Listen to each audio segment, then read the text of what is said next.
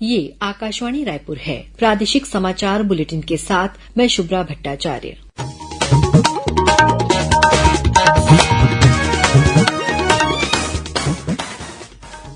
और अब पेश है आज के मुख्य समाचार।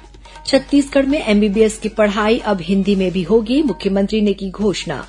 छत्तीसगढ़ सहित देशभर में आज हिन्दी दिवस मनाया जा रहा है।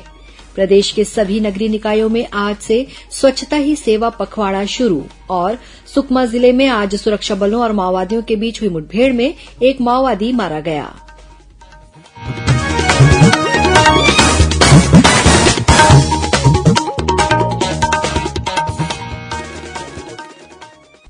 अब समाचार विस्तार से।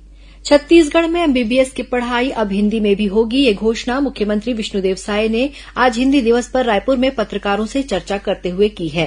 उन्होंने कहा कि राज्य सरकार ने प्रधानमंत्री नरेंद्र मोदी की मंशा के अनुरूप छत्तीसगढ़ के शासकीय मेडिकल कॉलेजों में चिकित्सा शिक्षा को हिन्दी में भी उपलब्ध कराने का निर्णय लिया है। चिकित्सा शिक्षा विभाग को निर्देश दिए गए हैं कि मेडिकल कॉलेजों में हिन्दी पुस्तकों का वितरण इसी सत्र से शुरू कर दिया जाए। श्री साय ने कहा कि इसका सबसे बड़ा फायदा राज्य के ग्रामीण क्षेत्रों में रहने वाले विद्यार्थियों को होगा और वे अपनी मातृभाषा में विषय की गहराई को समझ पाएंगे। एक प्रश्न के उत्तर में मुख्यमंत्री ने कहा कि हिन्दी में एमबीबीएस की पढ़ाई की सुविधा ऐच्छिक रहेगी। विद्यार्थी एमबीबीएस की पढ़ाई के लिए अंग्रेजी या हिन्दी में से किसी भी एक भाषा को चुन सकेंगे।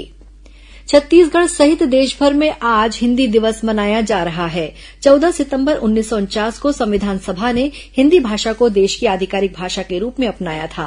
प्रधानमंत्री नरेंद्र मोदी, केंद्रीय गृहमंत्री अमित शाह और मुख्यमंत्री विष्णुदेव साय ने हिन्दी दिवस के अवसर पर सभी देशवासियों को शुभकामनाएं दी हैं। श्री मोदी ने हिन्दी भाषा के महत्व के बारे में एक वीडियो साझा किया। वहीं केंद्रीय गृहमंत्री ने वीडियो संदेश में कहा कि हिन्दी दिवस के 75 वर्ष पूरे हो रहे हैं और ये उपलब्धि राजभाषा के रूप में हिन्दी की हीरक जयंती के रूप में मनाई जा रही है। गृहमंत्री ने कहा कि राजभाषा विभाग शीघ्र हिन्दी से 8वीं अनुसूची में शामिल सभी भाषाओं में अनुवाद करने के लिए एक पोर्टल का शुभारंभ करेगा। इस पहल के अंतर्गत पत्रों या भाषणों का बहुत कम समय में आर्टिफिशियल इंटेलिजेंस के माध्यम से सभी भाषाओं में अनुवाद हो जाएगा। उन्होंने देश के नागरिकों से हिन्दी और क्षेत्रीय भाषाओं को मजबूत करने में एकजुट रहने की अपील की। वहीं मुख्यमंत्री श्री साय ने कहा कि राजभाषा हिन्दी राष्ट्रीय एकता और सद्भावना को बनाए रखने में महत्वपूर्ण भूमिका निभाती है। हिन्दी के सहज सरल होने के कारण इसने देश को एक सूत्र में बांधने में अहम भूमिका निभाई है। उधर केंद्रीय गृह मंत्री अमित शाह आज नई दिल्ली में राजभाषा हीरक जयंती समारोह और चौथे अखिल भारतीय राजभाषा सम्मेलन में शामिल हुए। उन्होंने उद्घाटन सत्र को संबोधित करते हुए कहा कि सभी भाषाओं को मजबूत करने से ही एक मजबूत राष्ट्र का निर्माण होगा। इधर छत्तीसगढ़ में भी हिन्दी दिवस के अवसर पर स्कूलों, कॉलेजों सहित विभिन्न संस्थानों में परिचर्चा, गोष्ठियां, सेमिनार और कार्यशाला जैसे कार्यक्रम आयोजित किए जा रहे हैं। प्रदेश के सभी नगरीय निकायों में आज से स्वच्छता ही सेवा पखवाड़ा शुरू हो गया है। इस दौरान नगरीय निकायों में स्वभाव स्वच्छता, संस्कार स्वच्छता की थीम पर विभिन्न गतिविधियां संचालित की जा रही हैं। इस संबंध में नगरीय प्रशासन विभाग ने सभी नगरीय निकायों को परिपत्र जारी कर स्वच्छता ही सेवा अभियान के आयोजन के निर्देश दिए हैं। नगरीय निकायों में स्वच्छता पखवाड़े के दौरान श्रमदान के माध्यम से वृहद स्तर पर स्वच्छता अभियान और स्वच्छ भारत कल्चरल फेस्ट के आयोजन किए जा रहे हैं। साथ ही स्वच्छता लक्षित इकाइयों का चिन्हांकन कर पोर्टल पर मैपिंग करते हुए गंदी जगहों की सफाई की जा रही है। गौरतलब है कि स्वच्छता ही सेवा अभियान आगामी 1 अक्टूबर तक चलेगा। केंद्र सरकार ने किसानों को उनकी उपज का बेहतर मूल्य दिलाने के लिए बासमती चावल से न्यूनतम निर्यात शुल्क हटाने के साथ ही खाद्य तेलों के आयात शुल्क में बढ़ोतरी और प्याज के निर्यात शुल्क में कमी करने का निर्णय लिया है। मुख्यमंत्री विष्णुदेव साय ने इस निर्णय का स्वागत करते हुए कहा है कि इसका फायदा छत्तीसगढ़ के किसानों को भी मिलेगा। उन्होंने इस निर्णय के लिए प्रधानमंत्री नरेंद्र मोदी का आभार व्यक्त किया है। मुख्यमंत्री ने कहा कि केंद्र सरकार के इस निर्णय से निश्चित रूप से सोयाबीन, बासमती, प्याज, सरसों, सूरजमुखी और मूंगफली के उत्पादक किसानों की आय में वृद्धि होगी। इसका लाभ छत्तीसगढ़ के किसानों को भी मिलेगा। राज्य सरकार ने भारतीय पुलिस सेवा के 2 अधिकारियों का तबादला आदेश जारी किया है। जारी आदेश के अनुसार भोजराम पटेल को मुंगेली जिले का नया पुलिस अधीक्षक बनाया गया है। वहीं मुंगेली के पुलिस अधीक्षक गिरिजा शंकर जायसवाल को पुलिस मुख्यालय में उप पुलिस महानिरीक्षक के पद पर पदस्थ किया गया है। प्रादेशिक समाचार आप आकाशवाणी रायपुर से सुन रहे हैं। छत्तीसगढ़ की खबरों से है आपका वास्ता और खबरों की विश्वसनीयता से है हमारा वास्ता। आकाशवाणी समाचार रायपुर के प्रादेशिक समाचार बुलेटिन के साथ ही हमारे समसामयिक कार्यक्रम आप रेडियो के अलावा अपने मोबाइल पर भी सुन सकते हैं। आकाशवाणी समाचार फेसबुक, ट्विटर और यूट्यूब पर भी उपलब्ध है। हमारा Facebook page Chhattisgarh news on AIR, Twitter handle CGAIR news और हमारा यूट्यूब चैनल है छत्तीसगढ़ AIR न्यूज। तो अब रेडियो के साथ ही आपके मोबाइल के जरिए भी हम पहुंच रहे हैं आप तक। छत्तीसगढ़ की हर खबर के लिए सुनते रहिए आकाशवाणी समाचार। और अब आगे बढ़ते हैं बाकी के समाचारों की ओर। राज्यपाल रमन डेका ने कल रायपुर के माना कैंप स्थित राज्य सरकार द्वारा संचालित नए वृद्ध आश्रम का अवलोकन किया। इस दौरान राज्यपाल ने आश्रम में रहने वाले वृद्धजनों से बातचीत की और उनका हालचाल जाना। इस मौके पर श्री डेका ने बुजुर्गों से कहा कि समाज का वर्तमान परिदृश्य आधुनिक सभ्यता की देन है। रोजगार के लिए बच्चे अपने माता पिता से दूर रहते हैं, जिससे बुढ़ापे में बुजुर्ग अकेले हो जाते हैं। कई लोगों को बुढ़ापे में अपना जीवन यापन करने में भी दिक्कत होती है। उन्होंने कहा कि आश्रम में रहने वाले वरिष्ठजन अपना हौसला बनाए रखें और आनंद से जीवन गुजारें। उनके साथ सरकार और समाज है। इस अवसर पर राज्यपाल ने आश्रम में उपस्थित वरिष्ठजनों को कंबल, फल और मिठाई वितरित की।